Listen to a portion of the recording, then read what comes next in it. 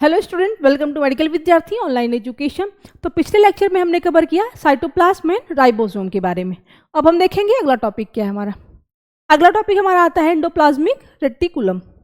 It is the series of interconnecting membranosus canals in the cytoplasm. ये क्या होता है? ये एक इंटरकनेक्टिंग, एक दूसरे से इंटरकनेक्टिंग मेम्ब्रेनियस कैनल होती हैं। कैनल मतलब होती है पतली पतली कैनल टाइप की बनी होती हैं इन द साइटोप्लाज्म। ये साइटोप्लाज्म में पाई जाती है। मतलब साइटोप्लाज्म में क्या है? इंटरकनेक्टिंग, एक दूसरे से इंटरकनेक्टिंग मेम्ब्रेनियस, मतलब कि झिल्ली तरह की एक कैनल टाइप की बनी होती हैं। There are two type of endoplasmic reticulum. यहाँ पे दो तरह का एंडोप्लाज्मिक रेटिकुलम पाया जाता है, एक स्मूथ एंडोप्लाज्मिक रेटिकुलम और दूसरा रफ। स्मूथ में जो होता है, जो उसका आउटर जो सरफेस होता है वो क्या होता है कि उसके सरफेस एकदम प्लेन होता है, स्मूथ होता है, इसलिए उसको स्मूथ एंडोप्लाज्मिक रेटिकुलम बोलते हैं। और जो रफ एंडोप्लाज्मिक रेटिकुलम होते हैं, उसका जो आउटर लेयर होता है, आउटर सरफेस होता है, उस पर क्या है कि थोड़ा थोड़ा मतलब रफली टाइप का कुछ स्ट्रक्चर्स बने होते हैं, तो इसलिए उसको बोलते हैं रफ। तो here is lack of ribosomes. मतलब जो स्मूथ एंडोप्लाज्मिक रेटिकुलम होता है उसमें राइबोसोम की कमी होती है, उसमें राइबोसोम लगभग नहीं पाया जाता, एक तरह से बोल सकते हैं। अब ये क्या है? रफ एंडोप्लाज्मिक रेटिकुलम जो होता है, this is the study with the ribosome and the synthesise proteins. ये क्या होता है कि राइबोसोम के साथ होता है और सिंथेसाइज, जब प्रोटीन का सिंथेसाइजेशन होता है तब ये बनता है। अब हम इमेज के थ्रू देखते हैं एंडोप्लाज्मिक रेटिकुलम का स्ट्रक्चर ऐसे, मतलब कि ये चीज़ क्या है, जैसे ये बना है ना यहाँ पे ऐसे, इस चीज़ को ही बोलते हैं कैनल। इसका स्ट्रक्चर देखो एक कैनल की तरह बना हुआ होता है, तो इसीलिए इसको बोलते हैं कि कैनल, मतलब मेम्ब्रेनियस कैनल। अब देखेंगे इसमें क्या क्या चीज़ें होती हैं। ये वाला जो चीज़ है हमारा न्यूक्लियस है, न्यूक्लियोलस है। ये इसके बाहरी लेयर में न्यूक्लियस पाया जाता है। अब उसके निचला पार्ट जो होता है, न्यूक्लियस पोर्स होते हैं, छोटे छोटे छिद्र होते हैं, उसको बोलते हैं न्यूक्लियस पोर्स। और उसके बाद ये जो बाहरी लेयर है ना यहाँ पे, अब कैनल्स का जो ये यहाँ पे मतलब लास्ट छोर है, ये इस छोर को, यहाँ से यहाँ तक के छोर को बोलते हैं रफ एंडोप्लाज्मिक रेटिकुलम। अब ये क्या है? स्मूथ, मतलब कि यहाँ पे रफ है, ये स्मूथ है। देखो यहाँ पे दिख सकता है ना आपको कि क्योंकि यहाँ पे इसके जो बाहरी आउटर सरफेस होता है उस पर कोई भी कुछ ऐसा नहीं है, स्मूथ दिख रहा है एकदम, तो इसलिए इसको बोलते हैं स्मूथ एंडोप्लाज्मिक रेटिकुलम। और इसके बीच में, कैनल्स के बीच में जो पाए जाते हैं उसको बोलते हैं राइबोसोम। तो समझ में आ गया होगा। अब देखते हैं अगला topic, Golgi apparatus. Golgi apparatus में क्या है?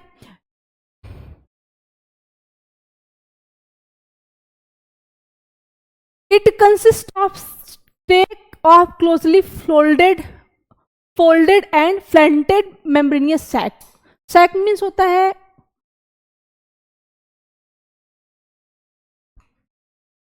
ये क्या है? गाल्जी अपार्टस, गाल्जी अपार्टस या गाल्जी काय भी बोलते हैं इसको। It consist of stack of closely folded flattened membranous sac. मतलब कि ये क्या होता है कि एक तरह से मुड़ी हुई चपटी, फोल्डेड फ्लैटेंड मेम्ब्रेनियस मतलब एक झिल्ली होती है। जैसे कि क्या है इसका स्ट्रक्चर, आप देख सकते हैं ना, फोल्डेड थोड़ी चपटी है, मुड़ी हुई होती है, तो वही बताया गया है कि ये क्या है? चपटी, थोड़ी सी मुड़ी हुई मेम्ब्रेनियस झिल्ली होती है। It present in all cell. ये क्या होता है? जो गोल्जी अपैरेटस होता है वो हमारे सारी कोशिकाओं में पाई जाती है, सारी सेल्स में पाई जाती है, लेकिन बट इज लार्जर इन दो सेल्स, लेकिन ज़्यादा वहाँ पाई जाती है, उन कोशिकाओं में पाई जाती हैं जहाँ पे that synthesise and export protein, जहाँ पे क्या होता है? प्रोटीन का सिंथेसाइजेशन होता है और प्रोटीन का एक्सपोर्ट होता है, वहाँ पे ये ज़्यादा पाई जाती हैं। The protein move from ER. अब क्या है? प्रोटीन को मूव किया जाता है, मतलब कि स्थानांतरित एक जगह से दूसरी जगह पे मूव कर दिया जाता है ईआर के थ्रू गोल्जी अपार्टस, जहाँ पे वो गोल्जी अपार्टस में मिल जाते हैं। They are packed, Golgi apparatus में उसको पैक कर दिया जाता है into membrane bound vesicle called secretly. अब क्या है? मेम्ब्रेन बॉन्ड जो होता है उसको क्या बोलते हैं? सेक्रेटली ग्रैन्यूल्स, मतलब स्रावी ग्रैन्यूल्स बोल सकते हैं उसको। The vesicles are stored and when needed more to plasma. तो वेसिकल्स में उसको स्टोर कर देते हैं। इसके बाद जब जरूरत पड़ती है प्लाज्मा की तो क्या किया जाता है? Membrane through which the proteins are export. इसको जब प्रोटीन की ज़्यादा ज़रूरत पड़ती है फिर ये क्या किया जाता है? मेम्ब्रेन के थ्रू उसमें एक्सपोर्ट कर दिया जाता है, तो सारे सेल्स में हमारे प्रोटीन पहुँचा दी जाती है। अब यहाँ पे देखें गोल्जी अपार्टस का इमेज देखेंगे। ये स्ट्रक्चर है इसका चपटा सा फोल्डिंग टाइप का, ये है सिस फेस बोलते हैं इसको, और नीचे वाले को जो ये स्ट्रक्चर है इसको बोलते हैं सिस फेस, और ये जो है स्ट्रक्चर तो बोलते हैं ट्रांसफेस। अब ये चीज क्या है हमारा सिस्टर नेक बोलते हैं इसको, न्यूली फॉर्मिंग वेसिकल, मतलब जो वेसिकल्स बनते हैं न्यूली फॉर्मिंग उसको बोलते हैं न्यूली फॉर्मिंग वेसिकल्स। अब ये क्या है सेकेंडरी वेसिकल्स, ये जो चीज हम ये है इसको बोलते हैं सेकेंडरी वेसिकल्स। ये चीज जो मतलब यहाँ जो फोल्डिंग है यहाँ पे ये इस पोर्शन को हम बोलते हैं ल्यूमेन, और ये क्या है इनकमिंग ट्रांसपोर्ट वेसिकल्स। अगला टॉपिक हमारा आता है nucleus. Every cell in the body has nucleus. जो हमारी बॉडी में सेल्स पाई जाती हैं, जितनी भी कोशिकाएं पाई जाती हैं, उनमें क्या है न्यूक्लियस पाया जाता है। प्रत्येक सेल्स में, एवरी सेल्स में न्यूक्लियस पाया जाता है with expectation of mature RBC, मतलब कि जो मैच्योर आरबीसी होते हैं उसको छोड़ के, उसके अलावा जितनी भी सेल्स होती हैं बॉडी में हमारी, सारे में न्यूक्लियस पाए जाते हैं। Skeletal muscles and some other contain several nuclei. जो स्केलेटल मसल्स हमारा है एंड सम और दूसरे कुछ सेल्स होते हैं, कोशिकाएं होती हैं जिनमें क्या है सेवरल न्यूक्लियाई पाई जाती हैं, अलग अलग तरीके के न्यूक्लियाई पाई जाती हैं। अब क्या है it is the larger organelle of the cell. ये क्या है सबसे बड़ा, मतलब जो कोशिकाएं हमारी होती हैं सेल्स के सबसे बड़ा ऑर्गेनेल होता है ये, and contain with in the nuclear envelope. अब क्या है साथ साथ क्या है इसमें बहुत सारे न्यूक्लियर इन्वेलप होते हैं, इसमें एक बहुत चीजें इन्वेलप होते हैं, एक साथ बंधे होते हैं। The nucleus contain body genetic material which has direct all the metabolic activity. अब ये क्या है जो न्यूक्लियस हमारा होता है, हमारी बॉडी में जो न्यूक्लियस होते हैं इसमें क्या है बहुत सारे जेनेटिक मटेरियल्स होते हैं विच डायरेक्ट ऑल मेटाबॉलिक एक्टिविटी, जो कि डायरेक्ट मेटाबॉलिक एक्टिविटी के साथ ऑफ द सेल, जो सेल हमारी होती हैं उसमें मतलब मेटाबॉलिक एक्टिविटी के साथ साथ बहुत सारी चीजें उसमें जेनेटिक मटेरियल उसमें कंटेन मतलब रहती हैं साथ में। The cell nucleus nucleolus nuclear envelope. अब उसमें क्या है मतलब उसमें न्यूक्लियस है, न्यूक्लियोलस है, nuclear envelope, nuclear pores. This consist of the, इसको मिला के जैसे क्या है बहुत सारे, मतलब इस consist of 46 chromosome which are made from the DNA. इसमें क्या है लगभग 46 क्रोमोसोम पाए जाते हैं which are made from DNA, जो कि डीएनए से बना हुआ होता है। आपने पढ़ा होगा कि जो गुणसूत्र के बारे में, तो वही हमारा है क्रोमोसोम जो कि डीएनए से बना होता है। अब स्ट्रक्चर के माध्यम से देखेंगे, सेल न्यूक्लियस स्ट्रक्चर है, ठीक है। अब देखेंगे ये जो लेयर है बाहरी लेयर है इसको बोलते हैं आउटर न्यूक्लियर मेम्ब्रेन। इसके बाद का जो लेयर आता है सेकेंड लेयर उसको बोलते हैं इनर। जाहिर सी बात है ऊपरी लेयर को आउटर न्यूक्लियर मेम्ब्रेन बोलेंगे, उसके बाद निचला हिस्सा को बोलेंगे न्यूक्लियर। इसके बाद ये जो पोर्शन होता है उसको बोलते हैं न्यूक्लियर लैमिना। अब ये हो गया हमारा। अब इसके बाद ये यहाँ पे ये जो आपको दिख रहा होगा ना थोड़ा सा एक साथ में मतलब मिला हुआ लपटा हुआ कुछ ऐसे दिख रहा होगा, तो इस चीज़ों को बोलते हैं क्रोमैटिन। और ये जो बीच में होता है इसको न्यूक्लियोलस बोलते हैं, ये है न्यूक्लियोलस। और ये चीज़ जो है ये पोर्शन इसको बोलते हैं एंडोप्लाज्मिक रेटिकुलम। अब ये क्या है फिलामेंट, मतलब जो धागे जैसा संरचना होता है उसको बोलते हैं इंटरमीडिएट फिलामेंट्स। धागे जैसे स्ट्रक्चर दिख रहा है ना आपको यहाँ पे, ये सब ऐसे ऐसे पिंक कलर में, तो ये हो गया इंटरमीडिएट फिलामेंट। अब क्या है सेंट्रोसोम। अब ये जो लाइन है ये चीजें सेंट्रोसोम है। अब क्या है इसमें जो फिलामेंट्स ऐसे ऐसे आपको धागे टाइप का दिख रहा होगा इसको बोलते हैं माइक्रोट्यूब्यूल। और ये जो हमारा न्यूक्लियस स्ट्रक्चर है इसके बीच में जो जगह जगह पे बीच में ये पोर है ना, जगह पे यहाँ पे यहाँ पे यहाँ पे यहाँ पे, इसको बोलते हैं न्यूक्लियर पोर। अब हम देखेंगे, समझ में आ गया होगा, उम्मीद आपको समझ में आ गया होगा न्यूक्लियस क्या है। अब हम देखेंगे अगला टॉपिक। अगला टॉपिक हमारा होता है माइटोकॉन्ड्रिया। माइटोकॉन्ड्रिया क्या है?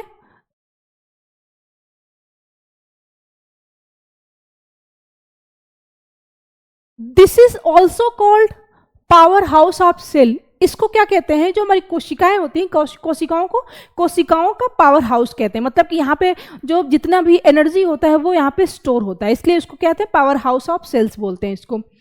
दे are involve in the aerobic respiration. ये क्या होता है, एरोबिक रिस्पायरेशन में इन्वॉल्व होते हैं।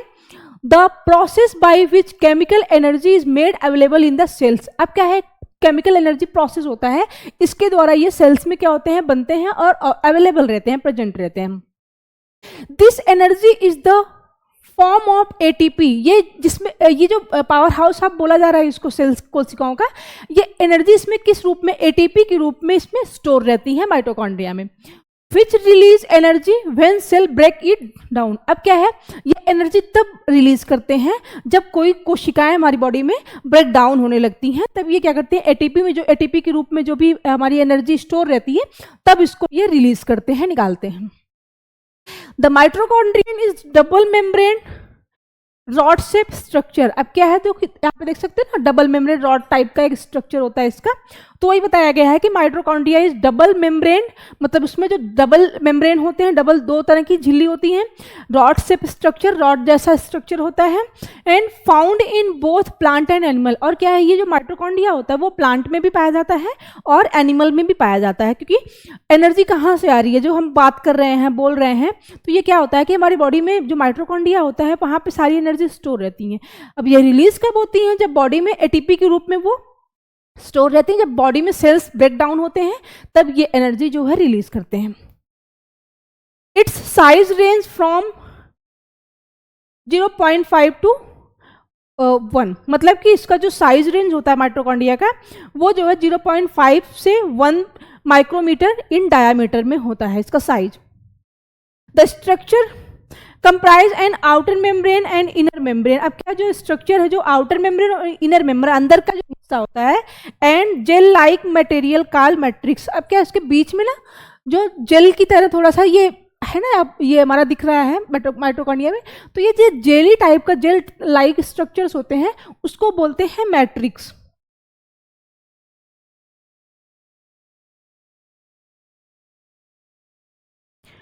उसको बोलते हैं मैट्रिक्स। अब हम देखेंगे, the outer membrane is the inner membrane are made of proteins and phospholipid layers separated by the inter membrane space. अब क्या है, जो आउटर मेम्ब्रेन होता है इसका, ये आउटर मतलब बाहरी हिस्सा जो है, ये वाला, ये जो आउटर मेम्ब्रेन है ये इन द इनर मेम्ब्रेन, और जो इनर मेम्ब्रेन ये हिस्सा, ये पार्ट और ये part, outer and inner membrane made for proteins and phospholipid, ये क्या होता है, तो दोनों लेयर जो है प्रोटीन एंड फॉस्फोलिपिड से बना हुआ होता है, and layer separated by the intermediate space. और क्या ये जो लेयर होता है वो सेपरेटेड होता है इंटरमीडिएट स्पेस के द्वारा। तो ये देखिए, दिख रहा है ना आपको, जो बीच बीच में ये स्ट्रक्चर है, स्ट्रक्चर के बीच में जो स्पेस है ये क्या है, इंटरमीडिएट इंटरमेम्ब्रेन स्पेस है ये। तो इसके द्वारा ये क्या होता है, लेयर जो है सेपरेट होता है, उससे अलग होता है। The outer membrane covers the surface of mitochondrion has large number of special protein known porins. अब क्या है, देखते हैं, ये जो आउटर मेम्ब्रेन है हमारा ना, ये बाहरी लेयर जो दिख रहा है आउटर मेम्ब्रेन, इसके बीच में आपको दिख रहा होगा छोटा छोटा स्ट्रक्चर्स ऐसे दिख रहे होंगे। तो ये क्या होता है कि कवर्स होते हैं surface mitochondrion and has large number of special protein. इसमें क्या है, एक तरह का स्पेशल प्रोटीन्स होते हैं लार्ज नंबर में, छोटे छोटे आपको दिख रहे होंगे चारों तरफ, इसको ही बोलते हैं पोरिन्स। अब क्या है, ये एटीपी सिंथेस, मतलब क्या है, जो एनर्जी हमारी होती है वो, ये चीजें सब जो आपको ग्रीन ग्रीन में दिख रहा होगा, ये चीजें क्या हमारी एनर्जी है, एटीपी के रूप में इसमें स्टोर हुई है। अब ये जो जेल लाइक स्ट्रक्चर है वो है मैट्रिक्स, और ये क्या है, बीच बीच में आपको दिख रहा होगा ना स्ट्रक्चर, आपने देखा होगा डीएनए का स्ट्रक्चर, तो जैसे एक सीढ़ी नुमा स्ट्रक्चर होता है डीएनए का, तो बीच बीच में आपको माइटोकॉन्ड्रिया में दिख रहा होगा, यहाँ पे यहाँ पे यहाँ पे, ये क्या है, माइटोकॉन्ड्रियल डीएनए। अब ये जो चीजें दिख रही हैं आपको, ये है ribosome.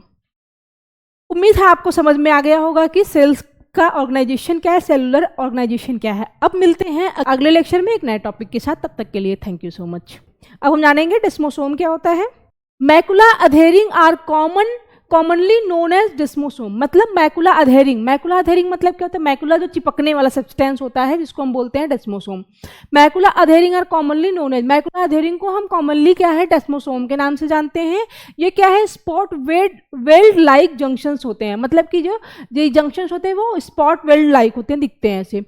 randomly distributed along lateral plasma membranes of cell in simple epithelium। क्या होता है, randomly ये lateral plasma membrane के साथ साथ जो simple cells हमारी होती है, simple epithelium cells होती हैं, उसमें ये distribute होता है।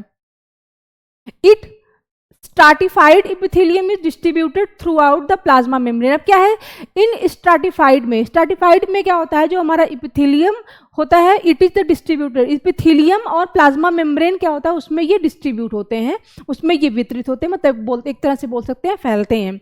It is also found in cardiac muscle cell. ये क्या होता है, जो हमारा डेस्मोसोम होता है वो हमारे कार्डियक मसल्स में पाए जाते हैं। कार्डियक मसल्स का हमारा क्या काम होता है कि कॉन्ट्रैक्शन एंड रिलैक्सेशन। तो ये क्या होता है, जो जंक्शंस होते हैं वो कॉन्ट्रैक्शन एंड रिलैक्सेशन का काम करते हैं। तो अब देखेंगे ये हो गया हमारा डेस्मोसोम। अब हम देखेंगे हेमीडेस्मोसोम्स क्या होते हैं। These junctions serve to anchor the epithelium cells and the basal lamina। ये जो हेमीडेस्मोसोम जंक्शंस होते हैं, ये जंक्शंस क्या करते हैं, जो हमारे एंकर एंड इपिथेलियल, हमारे जो इपिथेलियल सेल्स और बेसल लैमिना होते हैं उसको आपस में बाइंड करने का काम करते हैं, उसको आपस में जोड़ने का काम करते हैं। ये जो हमारा हेमीडेस्मोसोम्स होता है, आ गया समझ में आपको कि क्या करते हैं, जो हेमीडेस्मोसोम होते हैं वो हमारे इपिथेलियल सेल्स और बेसल लैमिना को आपस में जोड़ने का काम करते हैं। The hemidesmosome is spot-like anchoring junctions which give appearance of the half desmosome। अब ये क्या होता है, जो हेमीडेस्मोसोम होता है वो स्पॉट-लाइक अधेरिंग जंक्शंस होता है, मतलब कि अधेरिंग जंक्शन मतलब चिपकने वाला जंक्शंस होते हैं, which give appearance of half desmosome, जो कि दिखने में क्या होता है हाफ डेस्मोसोम से ऐसा होता है। अब हाफ डेस्मोसोम क्या होता है, जैसा कि डेस्मोसोम बताया हमने, ये क्या है, ये हमारा टाइट जंक्शन है। अब इसमें ये फिलामेंट जो जैसा बना है ये हो गया डेस्मोसोम। तो ये डेस्मोसोम होता है वो दोनों तरफ फिलामेंट्स होते हैं, ये डेस्मोसोम बोलते हैं। अभी जो हमारा हेमीडेस्मोसोम होता है वो क्या होता है, हाफ डेस्मोसोम की तरह दिखता है। ये जो है ये फिलामेंट दोनों तरफ नहीं होता है, सिर्फ एक ही तरफ होता है। तो ये दिखने में क्या होता है, अपीयरेंस में ये हाफ डेस्मोसोम की तरह होता है। अब क्या है, इन हेमीडेस्मोसोम ट्रांसमेम्ब्रेन लिंकर प्रोटीन। अब क्या है, हेमीडेस्मोसोम जो होता है उसमें जो ट्रांसमेम्ब्रेन लिंकर प्रोटीन होते हैं वो हम बोलते हैं उसको इंटीग्रीन्स। अब क्या होता है, प्रोटीन होता है, क्योंकि ये प्रोटीन से बना होता है इसलिए उस प्रोटीन का नाम है इंटरग्रीन्स बोलते हैं। अब क्या है, the cytoplasmic intermediate filaments of keratin are the inserted into the attachment plate. अब क्या, जो साइटोप्लाज्मिक इंटरमीडिएट फिलामेंट्स होते हैं, फिलामेंट मतलब ये जो ऐसे दिख रहा है स्ट्रक्चर ना, इसी को बोलते हैं फिलामेंट। तो ये क्या होता है, इंसर्ट होता है द अटैचमेंट ऑफ प्लेक से, जो प्लेक होता है हमारा उससे ये अटैच होते हैं, उससे ये इंसर्ट होते हैं, जो हमारा फिलामेंट्स होता है। अब यहाँ पे हम देखेंगे इमेजेस के थ्रू। अब ये क्या है, स्ट्रक्चर्स है हमारे हेमीडेस्मोसोम का, ये स्ट्रक्चर है। अब इसमें देखेंगे ये वाला पार्ट क्या है हमारा, जोना एक्लुडेंस। ये क्या करते हैं, जोना एक्लुडेंस या टाइट जंक्शंस भी बोलते हैं इसको। तो ये आपस में एक दूसरे को बाइंड करके रखते हैं, ये दूसरे को आपस में ऐसे ऐसे बाइंड करके रखते हैं। अब ये क्या करते हैं, prevent diffusion across intracellular space. अब ये क्या करते हैं, जो हमारा टाइट जंक्शंस होते हैं ये क्या करते हैं, डिफ्यूजन अक्रॉस इंट्रासेलुलर स्पेस जो होता है उसमें वो डिफ्यूजन, मतलब इसमें डिफ्यूजन ना हो, इस चीज़ को ये बचाता है। जो हमारा टाइट जंक्शंस होता है कि हमारे इंट्रासेलुलर स्पेस में कोई ऐसा डिफ्यूजन ना हो, इन चीज़ों को वो प्रिवेंट करता है। अब ये पोर्शन हुआ हमारा जोना अधेरेंस। अधेरेंस मतलब अब ये क्या है, आपस में चिपकाए रखा है एक दूसरे को। अब ये क्या करता है, या इसको बोलते हैं इंटरमीडिएट जंक्शन भी बोलते हैं। अब ये क्या है, सराउंड्स पर मीटर जस्ट बिलो जोना एक्लुडेंस। अब क्या है, ये जस्ट मतलब जो हमारा टाइट जंक्शन है उसके जस्ट नीचे ये पाया जाता है, और क्या जो हमारा पर मीटर होता है उसके चारों तरफ होता है, उसके सराउंड होता है। अब क्या है अगला, ये जो फिलामेंट्स दिख रहा है हमारा ग्रीन में, ये फिलामेंट्स क्या है, इसको मैकुला अधेरेंस बोलते हैं या डेस्मोसोम बोलते हैं। ये क्या है, देखा हमने बताया ना, यहाँ फिलामेंट, तो यही चीज़ देखो, डेस्मोसोम में यहाँ भी फिलामेंट्स है, दोनों तरफ फिलामेंट्स है। अब ये क्या है, small discrete site of attachment. ये क्या करते हैं कि जो मतलब जो स्मॉल साइट्स होते हैं उसको आपस में वो क्या करते हैं, अटैचमेंट करते हैं एक दूसरे से। ठीक है, अब ये क्या है, इसको हम बोलते हैं डेस्मोप्लाकिन। अब ये जो स्ट्रक्चर है इसको हम बोलते हैं डेस्मोप्लाकिन। समझ में आया इतना। अब हम देखेंगे कि ये चीज है जो आपस में एक दूसरे को कनेक्ट कर रखा है, उसको हम बोलते हैं कनेक्शन विथ सेंट्रल चैनल। मतलब कि ये जो आपस में एक दूसरे को कनेक्ट कर रखा है उसको बोलते हैं हम कनेक्शन विथ सेंट्रल चैनल। और ये जो ऐसे फिलामेंट जैसा दिख रहा है इसको हम बोलते हैं केराटिन। और ये यहाँ पे जो जोनुला अधेरेंस में हमारा स्ट्रक्चर दिख रहा है इसको हम बोलते हैं एक्टिन फिलामेंट्स। और ये जो स्ट्रक्चर होता है इसको हम बोलते हैं ई कैथरीन। यहां तक आया। अब देखते हैं, अब ये बीच में जो स्ट्रक्चर्स है यहाँ पे इसको हम बोलते हैं गैप जंक्शन। ये क्या करता है, allow adjacent cell to communicate to for electric and metabolic function. ये क्या होता है, जो हमारे सेल्स में जो भी मेटाबॉलिक और इलेक्ट्रिक आयंस होते हैं वो क्या करते हैं, आपस में तुरंत वो फंक्शन होते हैं। ये क्या करता है, डायरेक्ट सेल टू सेल वो कम्युनिकेट करता है, बात करता है कि किस चीज़ का आदान प्रदान हो रहा है। अब ये क्या है, integrin maintain integrity to basement membrane. ये भी जो दिख रहा है ना, इसको हम बोलते हैं integrin maintains to integrity to basement membrane. और ये यहाँ पे जो स्ट्रक्चर दिख रहा है इसको हम बोलते हैं हेमीडिस्मोसोम, मतलब कि हाफ डिस्मोसोम की तरह दिखता है। तो ये हो गया हेमीडिस्मोसोम। अब क्या है, ये contact cell to underlying of the extracellular matrix. जैसे हमने बताया कि सेल्स में क्या होते हैं, जो फ्लूइड्स पाए जाते हैं उसको हम बोलते हैं मैट्रिक्स। तो ये क्या करते हैं, आपस में जो भी सेल्स होती हैं उसको कनेक्ट करके रखती हैं। वही जो हमारा एक्स्ट्रा सेलुलर मैट्रिक्स होता है उसी से एक दूसरे को आपस में बाइंड करके रखती हैं, उसी से एक दूसरे को बाइंड कनेक्ट करके रखती हैं। तो उम्मीद करते हैं आपको समझ में आ गया होगा कि डिस्मोसोम और हेमीडिस्मोसोम क्या है। अब मिलते हैं अगले लेक्चर में एक नए वीडियो के साथ, तब तक के लिए थैंक यू सो मच।